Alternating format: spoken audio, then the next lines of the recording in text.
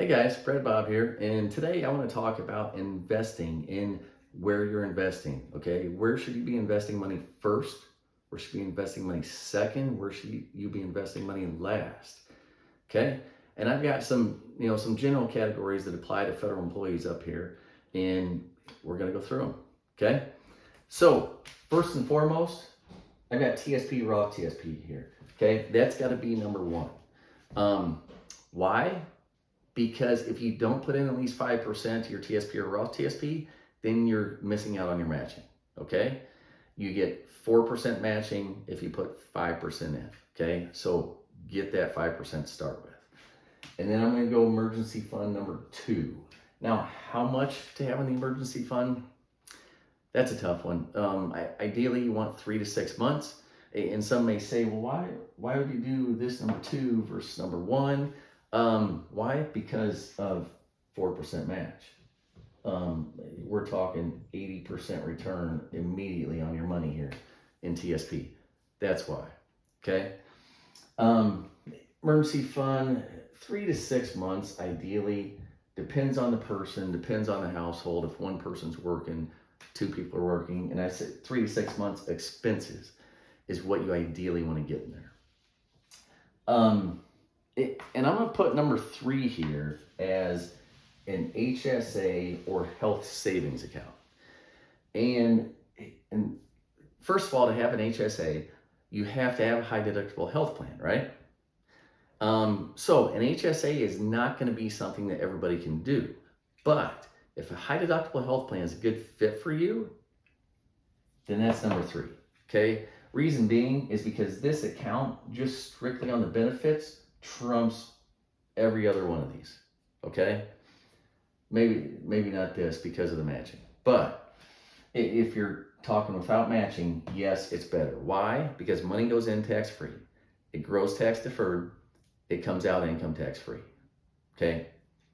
You can't beat that. No other account has that. And when I say it comes out tax-free, it comes out tax-free as long as it comes out for qualified health expenses, which over your working years, over your lifetime, you're going to have quite a bit of health expenses, okay? And then if you don't take money out for health expenses, you just leave the money there and you can use it in retirement at age 65, okay? Just like an IRA, basically. Money comes out and then you pay taxes on it. It's taxable income when the money comes out. But it still goes in before taxes and grows tax deferred. 4, I'm going to put number 4 here as a Roth IRA, okay? And probably a brokerage account is number 5.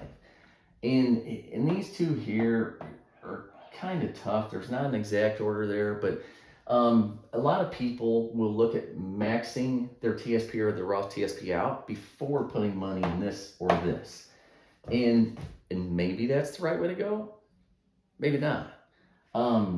Maybe you just want to put your 5% matching into here and then do this next, okay? This provides a lot more flexibility. So in a Roth IRA, you can invest in anything you want. You're not limited to your 5 fund options that you are in TSP. Also, Roth IRA, a lot of the funds in a Roth IRA you have access to prior to retirement, okay? So this can act as a backup emergency fund because money you have put in is money you can take out without penalty at any time.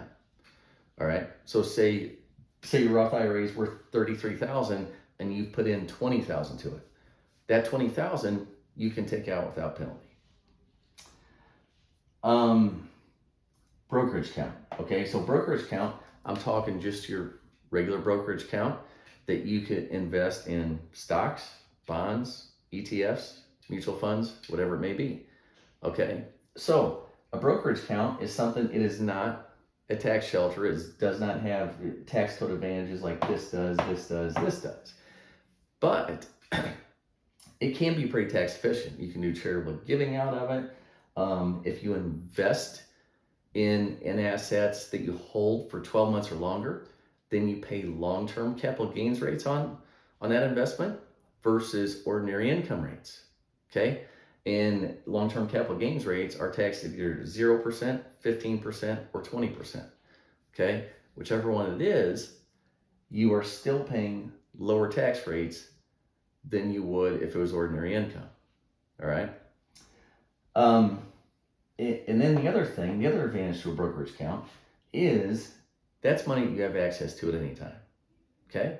You don't have to take any penalties or anything for accessing money in your brokerage account like you possibly do with some of these other accounts. HSA, Roth IRA, the earnings would be an issue. TSP or Roth TSP, you can take a loan out of those, but taking money out, you pay a penalty. If you were to leave government service, you can't really take it out while you're working, unless you're 59 and a half or older.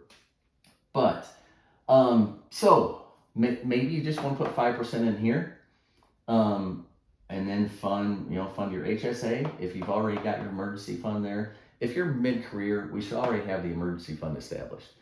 Then you're looking at HSA, you're looking at Roth IRA contributions, you're looking at a brokerage account. And having all of these things, so having this, and having this, even this, okay? These things give you flexibility in retirement, okay? So it's good to have all three of these. You may not want to necessarily max this out, which you can put in $22,500 this year or up to 30 grand if you're 50 or older. And here it's 6,500 or 75 if you're 50 or older.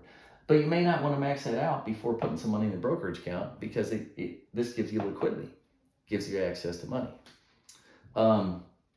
So those are my thoughts on priority order of savings and investing. And again, you can throw a wrench into anything like this and say, well, I've got this scenario going on, so this is a better fit. And then we can go into more detail and talk about, well, is TSP better for you, or is Roth TSP better for you? Is taking the tax deduction now better, or paying the taxes today for tax-free later?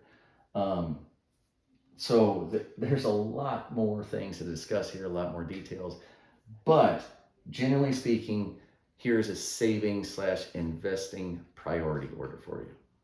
Thanks.